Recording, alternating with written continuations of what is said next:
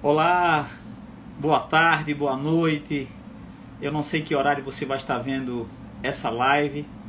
Nós estamos começando a nossa live desta tarde, hoje, 8 de abril, 8 de abril de 2020. Estamos começando a live. Queria só saber se o áudio está chegando bem aí. Queria que você me ajudasse, Silvana, Mônica, se o áudio está chegando bem. Daqui a pouco nós vamos chamar Alessander Mendes. Hoje nós vamos falar sobre como evitar conflitos. Nós estamos vivendo em um tempo que mais do que nunca precisamos saber como lidar com essas situações. Então, nós vamos chamar o nosso convidado daqui a pouco, só ele entrar, para nós começarmos aí a nossa live com o nosso tema. Queria saber de vocês, se onde vocês estão vivendo aí, se existem muitos conflitos. Queria que nesse início você compartilhasse aí conosco, se na sua região, no seu lugar, se existem muitos conflitos. Queria saber de você.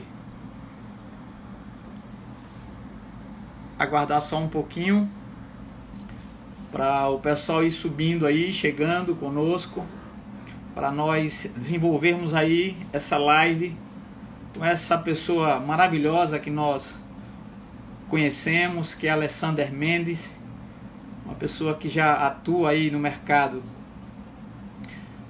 com relação a mediações. Mara, Fortaleza, Pontual Cobranças chegando, maravilha. Eu sei que estamos vivendo em um tempo que todos nós, né, estamos passando por momentos difíceis e precisamos mais do que nunca aprendermos a sermos pacientes, a termos essas habilidades. Pronto. Chamar o nosso convidado enquanto o pessoal vai chegando. É um horário diferente. Olá, Alessander, tudo bem com você? Olá, meu amigo. Tudo bem? Como é que está você? Tudo bem. Como é que está o Piauí? Tudo bem. Tá mais Mas o frio? Piauí continua com uma temperatura bastante elevada, né? O Piauí, a gente tem uma característica de ter uma temperatura elevada, mas por outro lado a gente tem muitas coisas boas. Dizem que o Covid não se adapta muito à questão da quentura. E aí a gente está torcendo aqui para a gente chegar ao máximo da nossa temperatura, porque é uma situação delicada, né, que todo mundo está vivendo, uma situação atípica. Não é a primeira vez que a história mostra isso, mas enfim, quando você vivencia é diferente, né? É diferente. É verdade. Alessander, de pronto eu quero agradecer a sua presença aí no canal Síndico Mais Brasil, atendendo aí o nosso apelo para nós conversarmos um pouquinho sobre como lidar com os conflitos. Então, eu já agradeço e eu queria que você, nesse início, dissesse, algumas pessoas o conhecem, você é uma figura pública conhecida em todo o Brasil, mas pode ser que alguma pessoa que não esteja ao vivo e que vá assistir isso durante o dia, não sabe quem é Alessander Mendes. Queria que você fizesse um breve relato quem é Alessander Mendes. Tá bom, meu amigo. Bem, pessoal, eu sou Alessander Mendes, eu moro aqui em Teresina, Piauí. Eu sou professor de Direito, sou advogado e sou mediador de conflitos. Nos últimos 7 anos, tenho atuado como mediador de conflitos do Tribunal de Justiça do Piauí. E aí, a convite de uma colega nossa, Patrícia, ela terminou me levando para ministrar algumas palestras. Eu também tenho feito muitas palestras no Brasil todo. Esse ano, de 2017 até agora, a gente já fechou mais de 300 palestras. E o que a gente fez foi o seguinte: como nós estamos na ponta fazendo mediações de conflito, então eu percebi que uma das melhores formas preventivas seria usar a palestra para chegar até a comunidade, para orientar a comunidade como ela pode evitar conflitos. E uma vez dentro do conflito, o que você pode fazer para sair do conflito?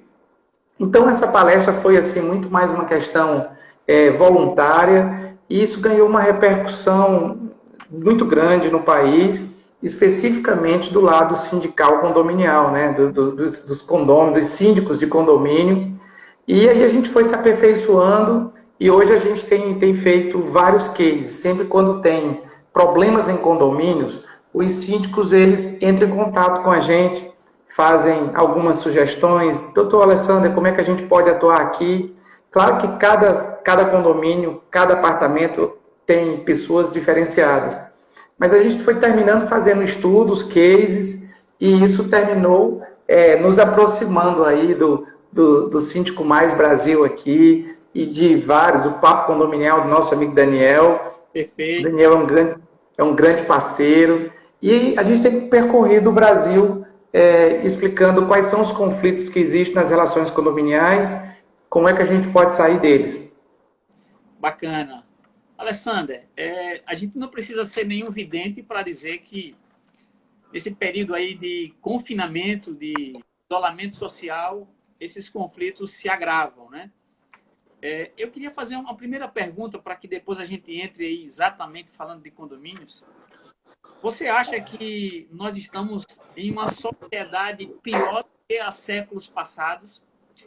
Essa coisa de falta de tolerância é uma coisa desse século? Ou você que é um estudioso do tema de conflitos, isso é um ciclo que se repete? Somos realmente a pior geração nesse quesito aí de tolerância ao outro? Olha, historicamente, se nós pegarmos aqui da Grécia Antiga até a atualidade, nós vamos perceber que o conflito é algo inerente ao ser humano. Então, existem 3 tipos de conflitos a serem tratados. O conflito intra, que é o meu conflito, é aquele conflito que eu tenho comigo mesmo. Quem trata desse conflito é psicólogo, psicanalistas e psiquiatras. Esses são os profissionais habilitados para tratar desse conflito. Agora, quando o meu conflito intra, ele é estendido para uma outra pessoa, então eu tenho um conflito chamado de interpessoal. E esse conflito interpessoal, quando eu tenho uma pessoa brigando com outra, é interessante que eu tenha um terceiro, que esse terceiro vá e se torne aí o mediador desse conflito. Durante muito tempo, nós só resolvemos os nossos conflitos através do Poder Judiciário. Batíamos a porta da Justiça e dizíamos: doutor juiz, o vizinho aqui do lado está ouvindo um som e eu não consigo dormir, o de baixo joga peteca no apartamento e eu não consigo ouvir, então assim, eu quero que o senhor resolva. E aí o que aconteceu foi que nós começamos a resolver os nossos conflitos através da jurisdição, buscando o juiz e o juiz decidindo. Só que quando todo mundo busca a mesma solução, essa solução tende a ficar um pouco desgastada. E o que aconteceu foi que nós chegamos a 100 milhões de processos no país. Hoje nós somos 100 milhões de processos no Brasil todo, e o Poder Judiciário disse assim: não é possível resolver toda essa demanda. E o que aconteceu? Quando ele disse que não podia sozinho enfrentar esse problema, ele permitiu que outras formas alternativas de solução de conflitos fossem feitas. E a partir daí, você tem a conciliação, você tem na área empresarial a arbitragem, e você tem nos conflitos interpessoais a própria mediação. Então, indo agora diretamente à sua pergunta, se eu lembro do Hobbes, o Hobbes vai me dizer assim: você é mau, você é um lobo de você mesmo. Quando o Hobbes disse isso, eu fiquei pensando, refletindo, e disse: Hobbes, será que eu sou mau? E aí o Hobbes disse que, como eu sou mau e a outra pessoa é má, tem que ter uma pessoa, que é o Estado, para impedir isso. Mas depois eu me afastei um pouco de Hobbes e fui ver o Rousseau. O Rousseau vai dizer assim: nem eu nem vocês somos maus. O meio é que nos modifica. O meio é que nos transforma. E aí eu gosto de dar um exemplo de um aluno meu aqui, no Piauí, que o pai dele está preso por tráfico de drogas, a mãe está presa por tráfico de drogas, e a irmã infelizmente, toda semana com problemas criminais, porque tem uma vida totalmente desregrada. Mas esse garoto, que tem toda essa diversidade, ele simplesmente assumiu um cargo em algum lugar do Brasil como defensor público. Daí eu olhei para o Rousseau e disse, Rousseau, o meio não é tão definidor como tu pensas que é. Porque se fosse assim, porque você vive num lugar que tem uma alta criminalidade, então você vai ser um criminoso. Historicamente, nós sempre tivemos conflitos, ora conflitos na comunicação e ora conflitos físicos. Esses conflitos, eles nascem desde a origem do homem. Se você pegar quando Deus colocou o mundo e coloca Adão e Eva, ele deu o universo todo para os dois e só disse assim, a única coisa que eu quero que vocês não façam é comer a maçã. Quando eles comeram a maçã, naquele momento, quando Deus voltou e disse quem comeu a maçã, a Eva botou a culpa no Adão. E o Adão botou a culpa na Eva. O conflito estava instalado ali. Então, historicamente, você vai ter conflitos em todas as fases da história. Mas sendo mais específico na pergunta, hoje nós estamos no ápice da intolerância. O que aconteceu foi que o Brasil se bipolarizou. E essa bipolarização do país terminou gerando alguns problemas de cunho mesmo político, partidário. Só que nós passamos o processo eleitoral e os agentes que estão, inclusive no governo, não entenderam que o processo eleitoral acabou. E a população é alimentada com isso. E isso tem gerado conflitos tamanhos. Eu costumo dizer que quando um conflito ele é um conflito pandêmico, que ele ganha uma nação toda, ele é muito perigoso. Nesse momento agora, nós estamos vivenciando um dos conflitos muito delicados no Brasil. A gente já vivenciou momentos assim várias vezes.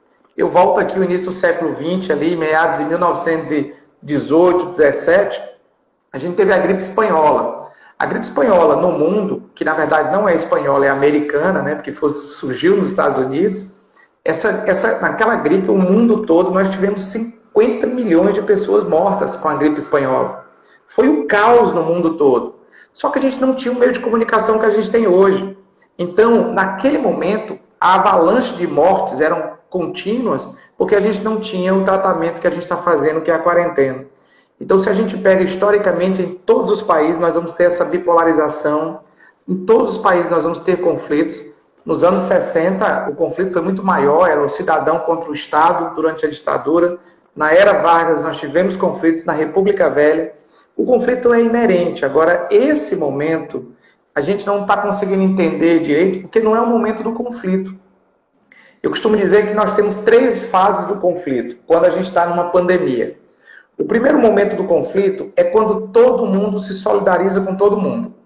Todo mundo é amigo, é afável, todo mundo manda comida, manda medicamento, todo mundo tosse, a oração é todo mundo, ninguém solta a mão de ninguém.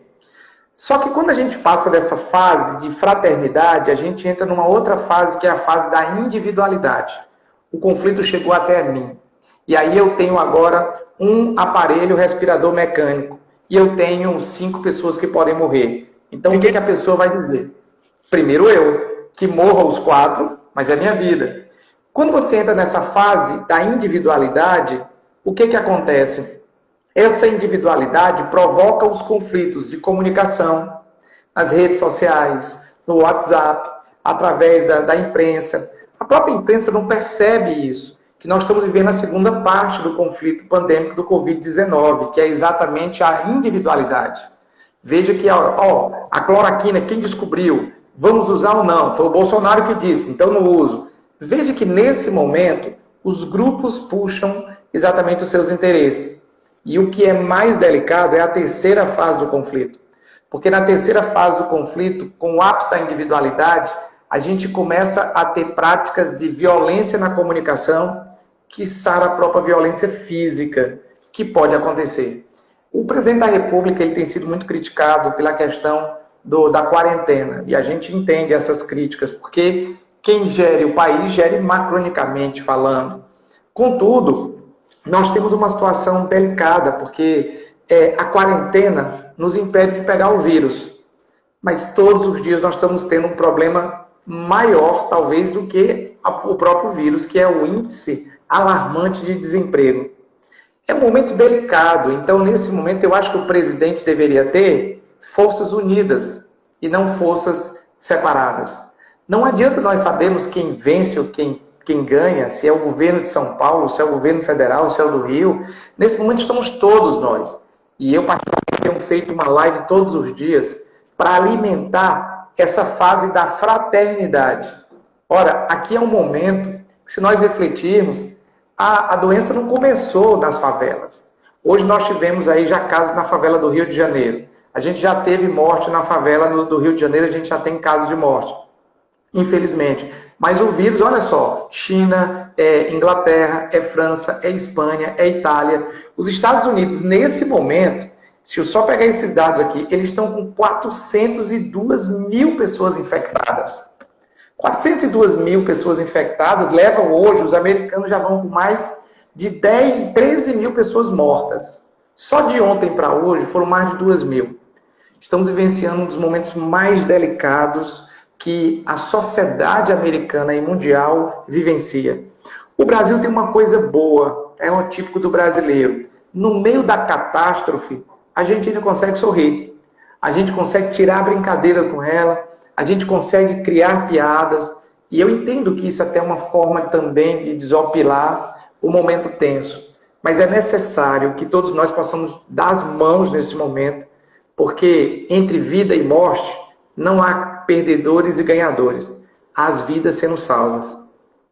Bacana, uma introdução bacana. Aí deixa eu só mandar um recadinho aí para o pessoal. Eu vi que Daniel já tinha entrado aqui, Valdson aqui também entrou, um abraço. Ele mandou um abraço especial para você, o Daniel Lima. Opa, grande abraço para ele também. Ana, Nayara, Valber, várias pessoas aqui conosco.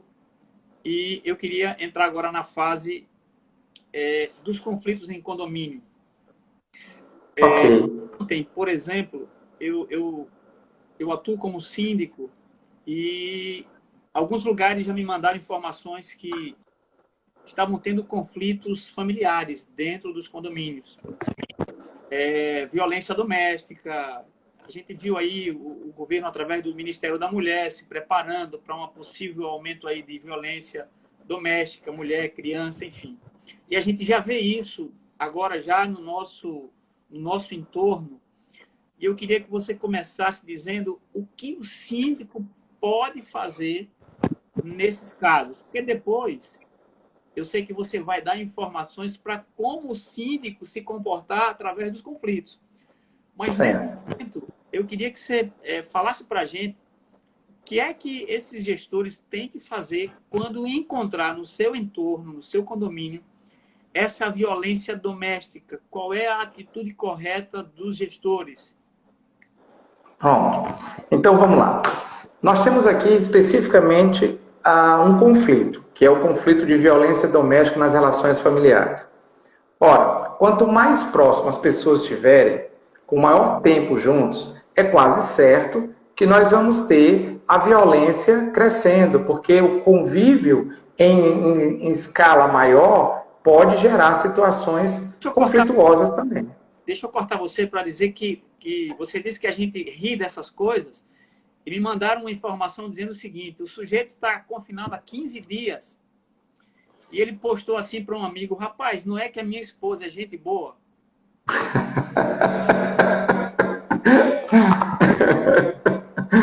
É verdade. Porque o brasileiro tem isso, né, gente? No meio de tanta coisa, tanta catástrofe, a gente às vezes tem que sorrir, porque o momento realmente é um momento delicado. Mas assim, especificamente ligado à violência doméstica contra a vida, a violência doméstica seja entre homens e mulheres, mulheres, e adultos e crianças, e adolescentes e crianças, que a primeira coisa que a gente tem que entender é natural que esse conflito cresça, porque o tempo de relação entre as famílias aumentaram. Então, quando você tem um lapso temporal entre essas relações, então a tendência é o aumento da própria relação, da própria violência. Contudo, qualquer violência dentro das relações condominiais, um grito, uma fala mais elevada, é comum outro vizinho também escutar. E aí a gente tem que falar um pouco da lei. Existe uma lei específica que regula isso, que se a vítima for, por exemplo, uma mulher. Existe uma lei, a Lei 11.340, que é a lei que trata sobre a violência doméstica contra a mulher. Isso é uma ação penal pública incondicionada. O que é isso?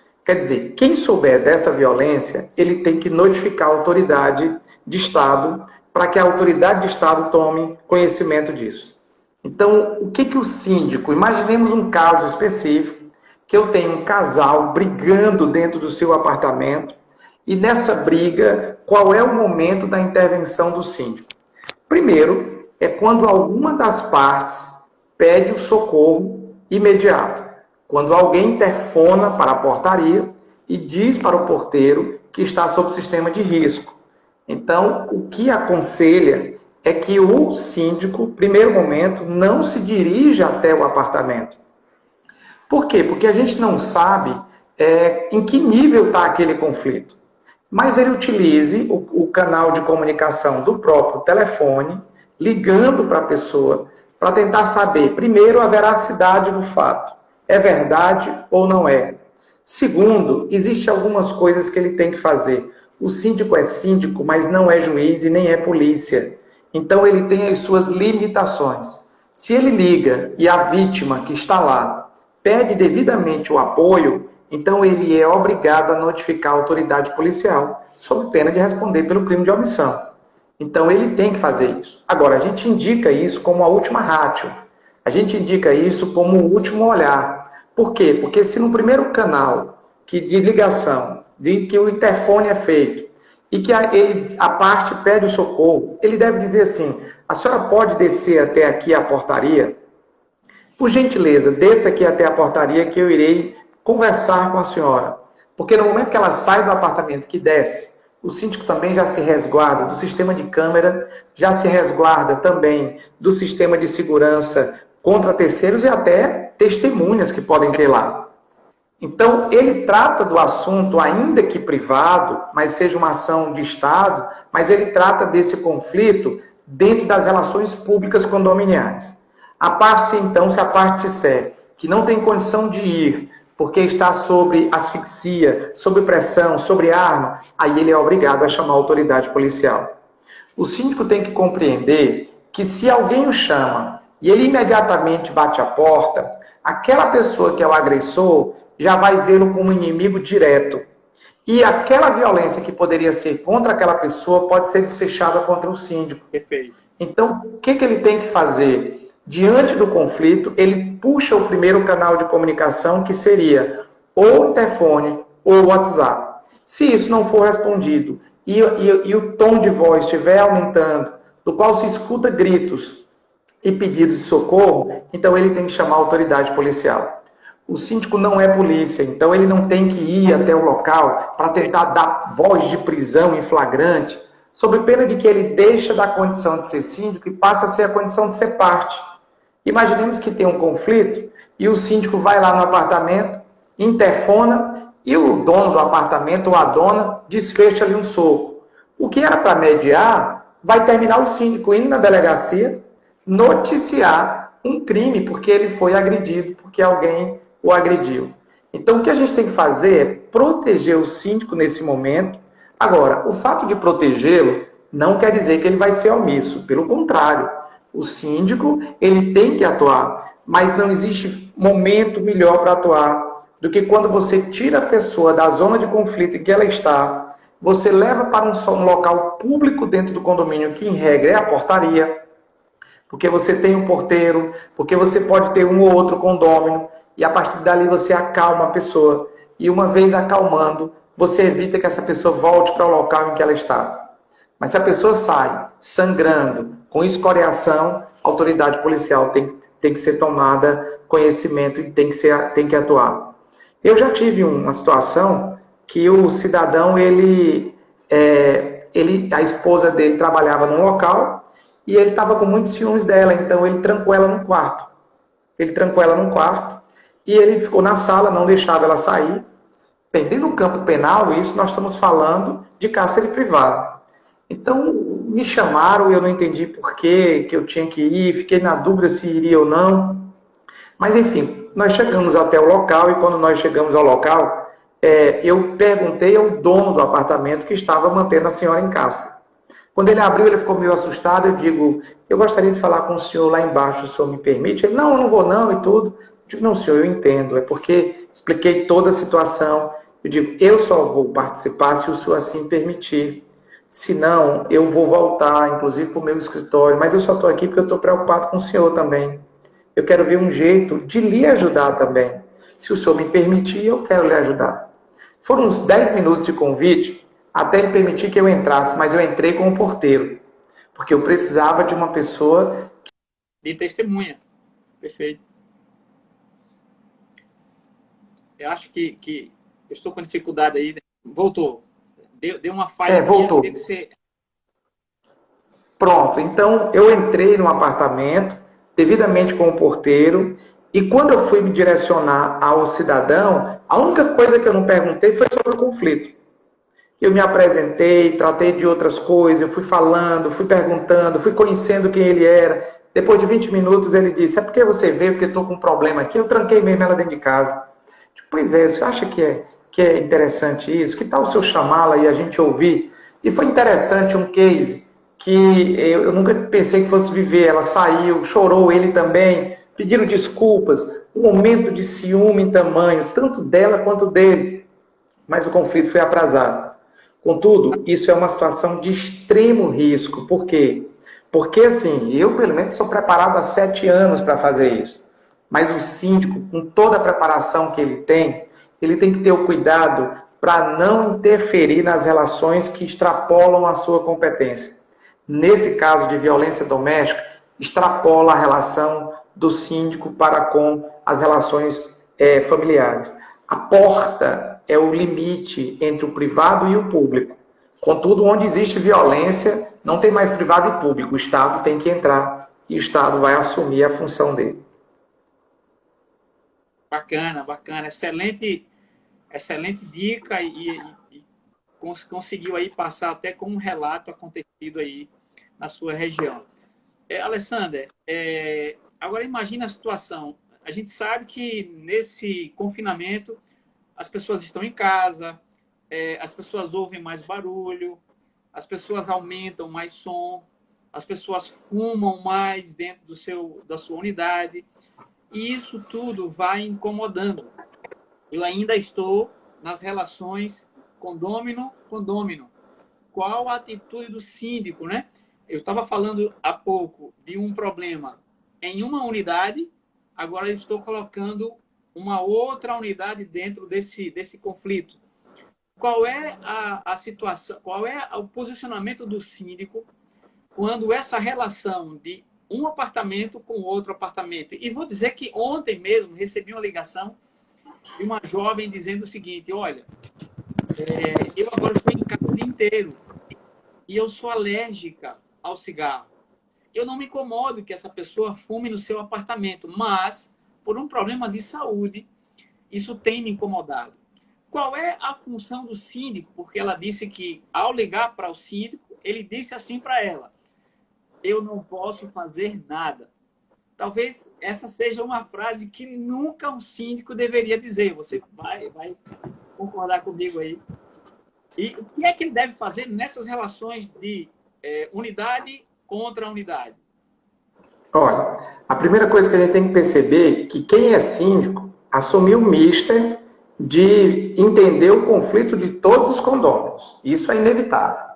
O assumir a função de síndico é dizer assim, eu tenho 10, 20, 200 unidades, das quais você vai ter que gerir essa relação de água, de luz, de gás, de conflitos internos de garagem, mas também de conflitos dessa natureza.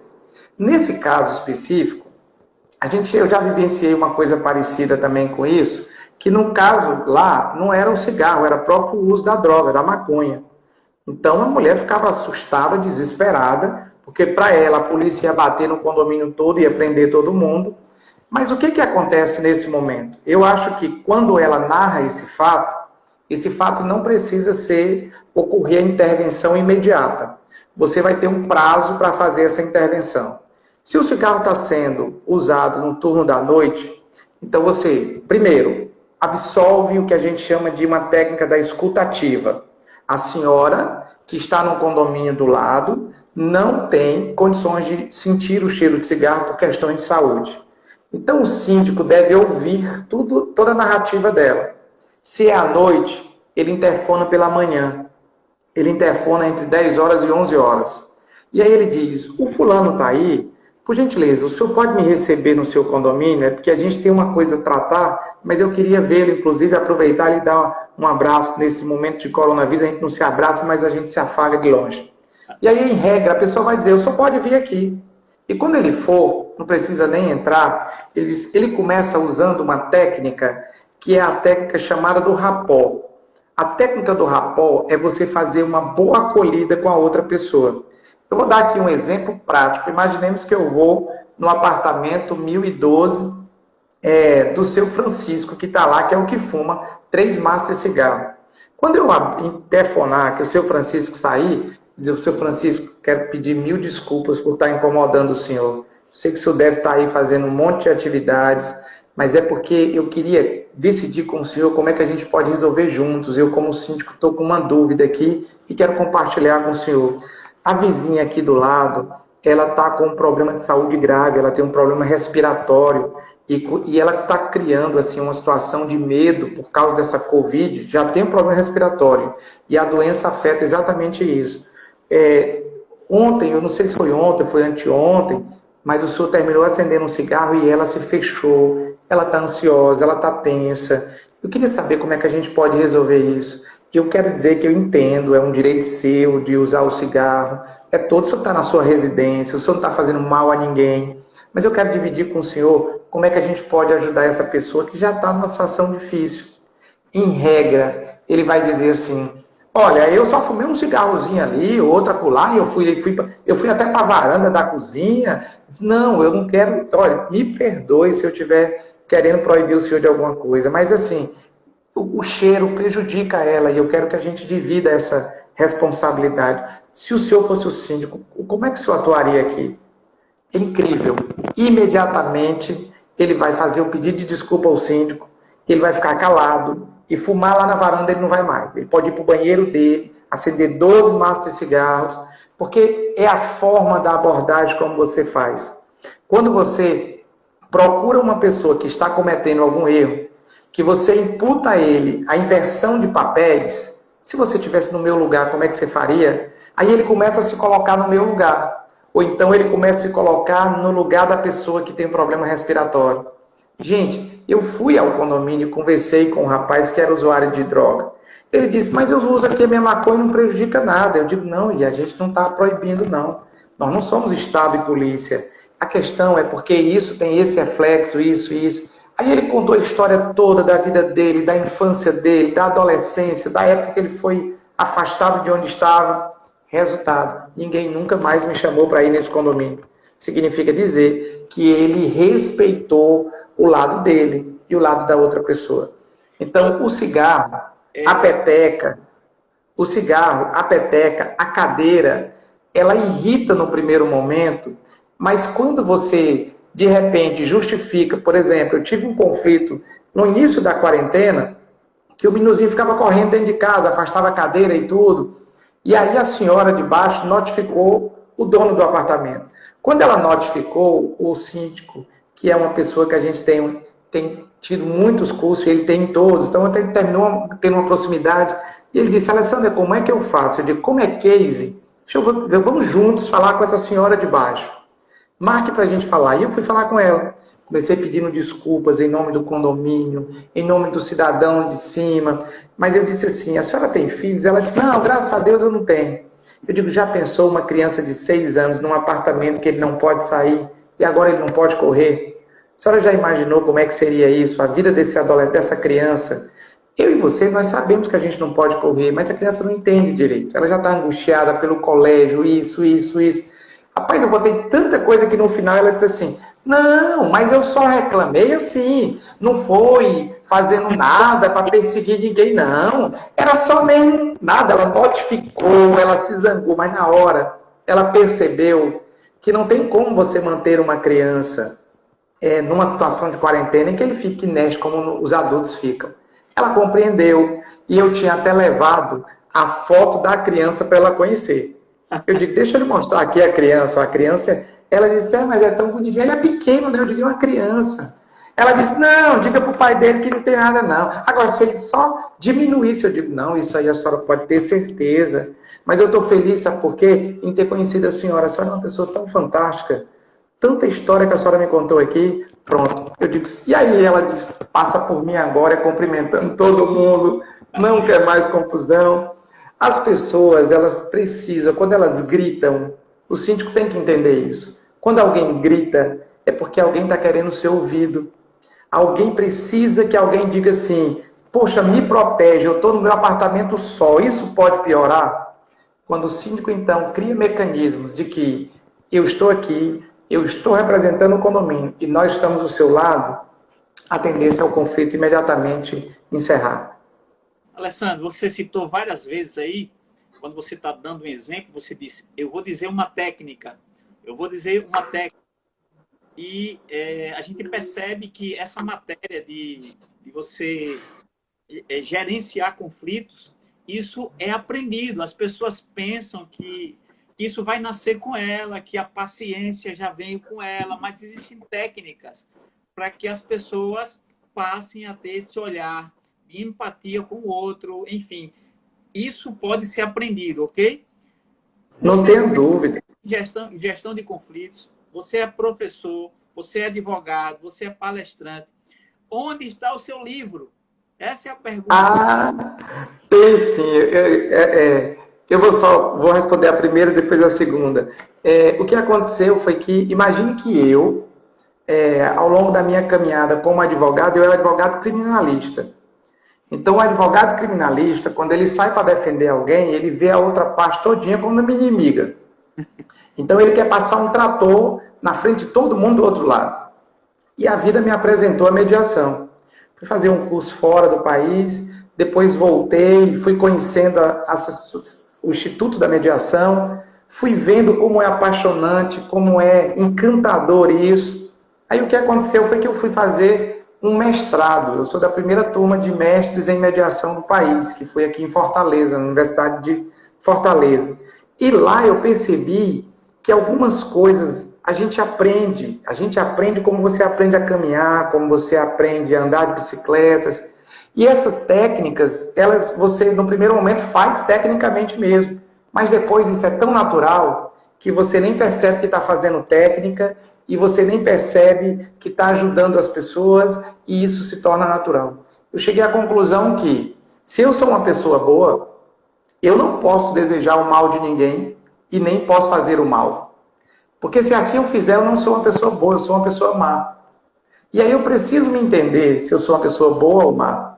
Nessa perspectiva, a gente começa a ter, e é uma filosofia de vida que eu tenho levado e trazido comigo durante muito tempo, que chama-se entenda o outro do jeito que ele é, e não do jeito que eu gostaria que ele fosse.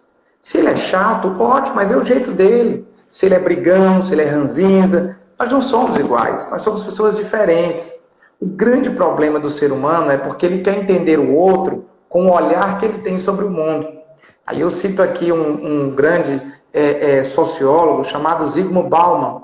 Bauman diz assim, quem nessa complexidade da vida não conseguir entender que o outro é diferente de você, você vai sofrer. É o que acontece com os pais, com filhos adolescentes, que os filhos querem ser físico e o pai quer que o menino seja médico. É o que acontece com aquela pessoa que optou pelo desejo sexual diferenciado, tipo, eu quero mudar a minha sexualidade, e aí as outras pessoas ao redor dela não entendem isso. Gente, Bauman diz, sofre, não é só aquela pessoa que está sendo agredida, mas é aquele agressor também. Então, a gente tem que compreender a outra pessoa em todas as suas perspectivas. Eu aqui lido com alguns homicidas na área criminal, e é incrível, todas as vezes que eu converso com um, com o outro, eu saio de lá, a única coisa que eu construo na minha mente é que aquela pessoa é uma pessoa má. Por quê? Porque no diálogo do dia a dia, eles choram, eles narram ansiedade, eles narram ausência de familiares, eles narram tristeza, eles narram arrependimento. E é isso que eu coloco na minha vida, sabe? Eu acho que mesmo cometendo erros, mesmo cometendo condutas criminosas, todo ser humano ele é bom. Dentro de nós reagimos conforme a ação é nos apresentado. Tem gente que age com uma dosagem um pouco elevada. tem gente que age com uma dosagem moderada, e tem gente que não age e sofre do mesmo jeito. Mas eu acredito que o ser humano é bom. Quanto ao livro, realmente eu lancei um livro o ano passado, mas assim, o que aconteceu foi que, como a gente tem dado muitas palestras, a gente publicou só 1000 livros. E os 1000 livros, eles esgotaram assim, o livro saiu da gráfica na terça, na quarta já não tinha mais livros. E aí agora eu estou fazendo a segunda edição, né? E que espero lançar aí no próximo evento do Síndico Mais Brasil, né? Que estou me sentindo muito feliz. Para o lançamento do livro, com certeza. Pronto, Então, assim, o livro tá vindo aí, é uma forma de que a gente tem de poder auxiliar as pessoas, e eu tenho colocado isso como uma meta de vida. Eu cheguei aos 44 anos da minha vida, Deus já me abençoou muito. Eu sou uma pessoa muito abençoada. E aí tem uma hora que você quer retribuir. E a forma que eu tenho de retribuir é dizer como que as pessoas podem olhar para os outros de um jeito fraterno, solidário e respeitoso. Essa é a bandeira que eu tenho levado. E eu me desconstruí enquanto criminalista. O criminalista hoje, quando alguém me coloca para resolver na parte criminal, eu tenho feito acordos. Tudo que é da justiça, eu faço acordo. Tudo que é justiça, anteriormente eu faço acordo. Quer dizer, a gente tem feito acordo de todos os jeitos. A vantagem do acordo é porque você não tem uma pessoa que ganha e o outro que perde. Você tem duas pessoas que ganham. Essa é a vantagem. Perfeito. Nós estamos a 45 minutos já da live. A ideia era ficar de 3 às 4. E agora a gente já está no bloco final, mas está excelente. Quero agradecer aí a você que está conosco, dando o seu tempo, colocando a sua audiência no canal. Mas a ideia do canal é levar conteúdo relevante para que nós possamos ser uma pessoa melhor depois que nós saímos da live. E aqui você está observando que a ideia de Alessandra é compartilhar esse conhecimento para que você possa utilizar essas técnicas no seu ambiente, seja no seu ambiente de trabalho, seja no seu condomínio, seja na sua empresa, independente de onde você se encontre. Agora, nesse bloco final, Alessandra, eu queria que você falasse agora desses conflitos, né? Como o síndico evitar os conflitos dentro dos condomínios. Existem várias técnicas. Queria que você aí desse 5 dicas, 10 dicas. Nós temos aí esses minutos aí para esses 14 Tudo bem. minutos. Você fala aí para os síndicos agora quais são as técnicas para evitar os conflitos dentro dos condomínios. Ótimo.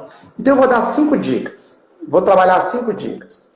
A primeira dica é: o síndico, ele é síndico, assumiu a função e não pode fugir, não. Isso é uma característica da missão dele e ele tem que assumir. A primeira coisa que eu vou dizer é que o síndico nunca pode usar o discurso de estou aqui porque eu quero o bem do condomínio, mas eu nem preciso. Esse discurso ele não pode fazer. Por quê? Porque dá ideia de soberba, dá ideia de vaidade e dá ideia de que ele não está ajudando as pessoas. Então, o que o síndico tem que fazer? Ele tem que utilizar a técnica do rapport a todo tempo com todas as pessoas. É preciso que ele, lá da portaria, ele faça técnicas com o porteiro, com o zelador, com todo o pessoal administrativo que trabalha no condomínio. Por quê? Por que eu cheguei num condomínio e perguntei quem era a pessoa, o funcionário mais exemplar? Todo mundo do condomínio me narrou uma zeladora do 7º andar. Porque eles dividem o apartamento por andares. E o pessoal, a senhora que limpava o 7º ganhou. E eu fiquei impressionado. Por que ela ganha? Todo mundo do condomínio. Ela limpa cantando. Quando nós abrimos a porta, ela está sorrindo. E ela limpa tão bem que você percebe que ela está limpando, preocupada com a gente. Olha que coisa fantástica. Quer dizer, um canto, uma forma diferente. Você fez uma zeladora com que ela é extremamente querida dentro do condomínio. A segunda coisa, eu acho que o síndico deve usar o WhatsApp. Porém, o WhatsApp já não pertence mais a ele só como condômino. Tudo que falar no WhatsApp, eu me coloco na condição do síndico não se pronunciar. O síndico deve se pronunciar assim, ó, faltou gás. Aí começa, é um absurdo, um condomínio desse é tão caro e falta gás, é displicência do síndico. Aí ele entra. Como é que ele entra? Ele diz assim: bom dia, pessoal, acabei de tomar conhecimento que faltou gás, a dificuldade não é nossa, o problema é que o fornecedor era para ter trazido há 2 dias atrás e atrasou. mas dê-me aqui um tempo que eu irei ver como resolver essa dificuldade. Saia do grupo sai assim, não fale mais nada. E deixa a confusão pegar. Pontual. E deixa a confusão pegar. Quando ele voltar, ele volta dizendo assim: eu quero pedir as desculpas aqui pela uma negligência nossa, ainda que o fornecedor tenha nos prometido há 2 dias atrás, mas não fez, mas isso não justifica o nosso descuido. Eu quero pedir desculpas a isso, mas quero dizer que o problema já está sanado. O síndico, ele tem que entrar no WhatsApp para dizer que tomou conhecimento e que vai tomar providências. E ele só fala de novo quando as providências estiverem tomadas. Porque ele não precisa estar se justificando com cara condômino, porque isso vira uma espiral do conflito e ele nem trabalha e nem resolve nada. Ele perde a credibilidade com os condôminos. Isso ele não pode fazer. A terceira dica que eu dou a você é que você que é síndico, como é que eu tenho um problema nas minhas palestras, eu fico muito preocupado, porque eu comecei a ver o mundo síndico e as pessoas dizem assim: é o do 202, é o do 303, é aquele senhor lá é o de 1500. E um dia eu olhei na palestra e disse: rapaz, eu vou dizer, talvez alguém não goste. Eu disse: nós não estamos gerindo condomínios, nós estamos gerindo pessoas em condomínios. Nós estamos gerindo pessoas em condomínios. Então, se você trata o 302, você está tratando paredes, portas, janelas. Elas não falam, elas não gritam, elas não têm sentimento. Então, quem é o 302? Eu, se fosse síndico, eu dizia: o 302 é o quê? Ele é policial. Ele trabalha na PRF, ele tem 2 filhos, 3 filhos. Eu fazia um mapa. Quando tivesse tendo algum problema, é quem? É a senhora de 906. É aquela que trabalha no INSS, né? Deixa eu ir lá falar com ela. Aperta a campainha. Tudo bem, dona Fátima? Como é que está a senhora? Ela: diga. Como é que está o INSS? Nessa confusão toda. Quando você bota um canal de comunicação que liga o síndico ao condômino, todos os conflitos são descortinados logo de entrada. O síndico precisa conhecer. Não é fuxico, não é saber quem briga, quem tem dinheiro, não. É saber a profissão, saber o que as pessoas são felizes com o quê. Nas reuniões gerais, isso é dito, é tratado, é falado. Então, o síndico tem que conhecer os condôminos. O síndico que faz isso, ele tem uma sensibilidade, uma respeitabilidade de tamanho. Quando ele chama por nomes e não números de apartamentos. E quando ele trata as pessoas nominalmente. Esse é um trabalho árduo, difícil, mas que o síndico tem que fazer. E a nossa quinta dica... Você está muito rápido, calma aí, você está muito rápido. Você já deu 3 dicas e você quer a 4ª dica. Pronto, então vamos... Pessoas que estão conosco, aí Túlio Condomínios, doutora Andréia, e aí eu cumprimento todos os advogados que estão aí, alguns já assinaram, já agradeceram as dicas. Nós estamos na 3ª dica, e a 3ª dica foi que nós precisamos linkar alguma coisa desse morador para abrir a cortina da conversação, da comunicação. E eu me lembro que uma pizzaria, o garçom, ele quando chegava a pessoa na mesa, ele perguntava o nome da pessoa e ele ia lá no quadrozinho dele, um quadro negro que ele tinha lá atrás do balcão, ele escrevia o nome da pessoa. Então ele estava atendendo 12, 13, 14 mesas. E ele sempre tratava as pessoas pelo nome. Isso era uma preocupação de conversar com as pessoas, abrindo aí a cortina da comunicação. Então, o senhor trouxe para nós aí que nós precisamos, primeiro, gostar de pessoas. As pessoas entram para ser síndicos e pensam que vão só fazer manutenção de coisas. Pelo contrário, nós vamos levar segurança às pessoas, praticidade às pessoas, lazer às pessoas, conforto às pessoas. Tudo que fazemos dentro do condomínio tem a ver com as pessoas. Então, vamos para a 4ª dica. A 4ª dica a gente diz e sempre utiliza a informação ao síndico que é importante que todas as pessoas do condomínio, quando elas aniversariarem, o síndico precisa saber essa data.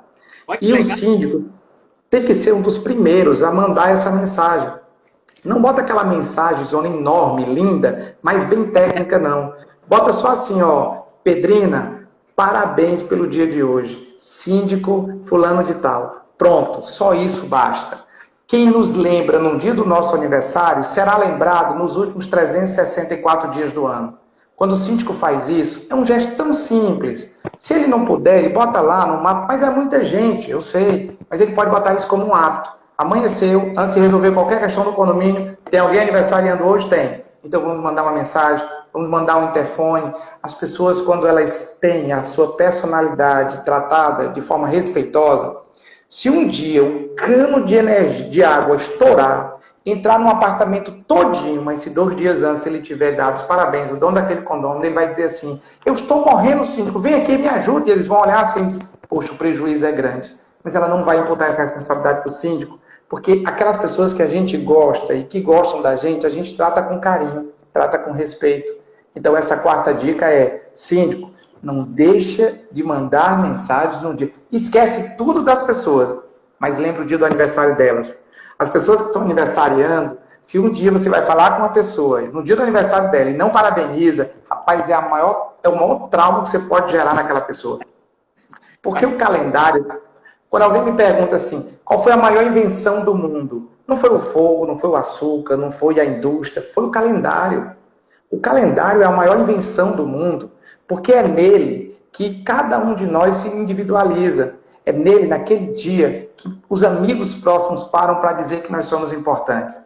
É o calendário que diz que se o ano foi horrível para mim, na virada do ano, eu posso ter uma nova oportunidade, eu posso recomeçar tudo de novo. Já imaginou a nossa vida sem poder recomeçar? E a quinta dica é respeite o outro do jeito que ele é e não do jeito que nós gostaríamos que ele fosse.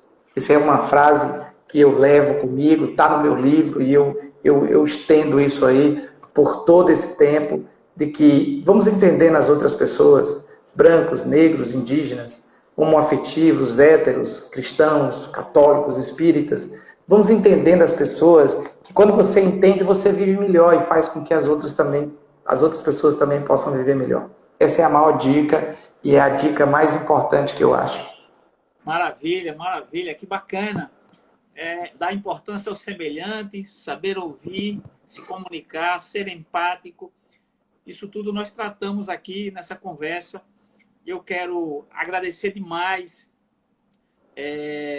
a sua presença conosco. Eu sei que passou muito rápido e quando as coisas são boas, realmente elas passam muito rápido, né? Agradecer às pessoas que estão conosco, Raildo, Gisele, Wallace, várias outras aqui, a gente vai falando os nomes, mas algumas já subiram aqui na tela, mas agradecer de coração por você estar conosco. Eu vi gente aí de todo lugar, né? Eu vi gente aqui de São Luís, de Teresina, eu vi muita gente entrando aí de Teresina, eu vi um colega que está em Portugal, ele entrou aí também, participando da live, bacana. Muito bom, que bom.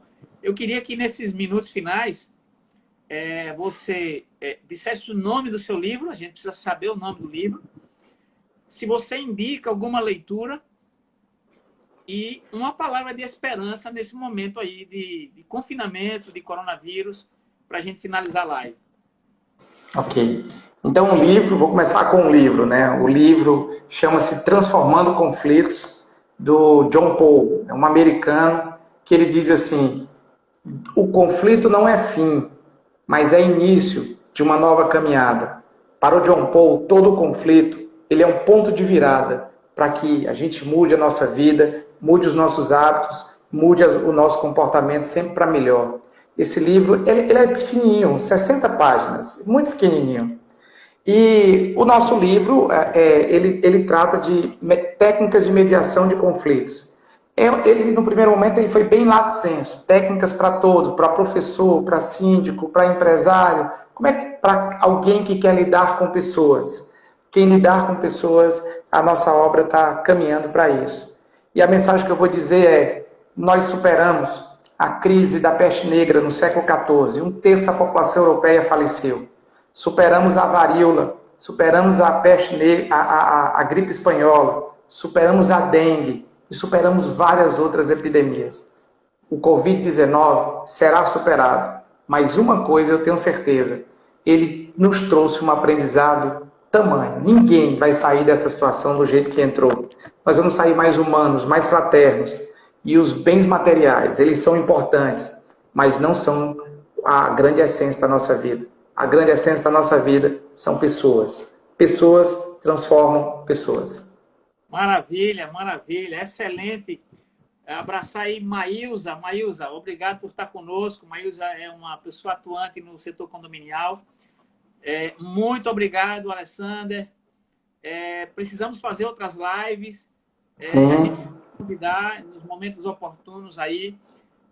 A sua live continua sendo às 22h30 da noite, todos os dias, é isso ou mudou de horário? Isso. A gente continua. A gente tem hoje às 22, mas a gente decidiu que na próxima semana a gente vai concentrar a live às terças-feiras às 22h30. Toda terça, de 22h30 às 11h30. É 1 hora de live, do qual a gente vai passar durante a semana ouvindo as pessoas e os seus conflitos, e aí a gente faz um checklist de dicas e consegue ali unir várias pessoas e dar ali um upgrade em todo mundo, né? É isso que a gente vai fazer. Toda terça, agora, às 22h30, a gente está na nossa live. Bacana. Vamos finalizar a live. Só um abraço aí para Daniel. Daniel está fazendo um comentário aí, que esse domingo teremos a estreia das lives do Papo Condominial e vai ter você como convidado, né? Estarei lá. Bacana demais. Então, Alessandro, mais uma vez, do fundo do meu coração, muito obrigado. E eu sempre digo assim, quando eu estou terminando os vídeos que eu faço no meu canal, a gente se vê nos próximos vídeos. Tá bom, meu amigo. Foi um prazer enorme conhecer você, uma simpatia em pessoa. Muito obrigado. Sucesso a todo mundo, em especial a você, tá bom? Grande abraço. Obrigado. Tudo de bom. Grande abraço. Valeu, gente. Muito obrigado por estar conosco até o final da live. E essa live vai ficar gravada. Você tem 24 horas aí para poder assisti-la. E nós vamos fazer um esforço para colocar também lá no YouTube. Um grande abraço para você.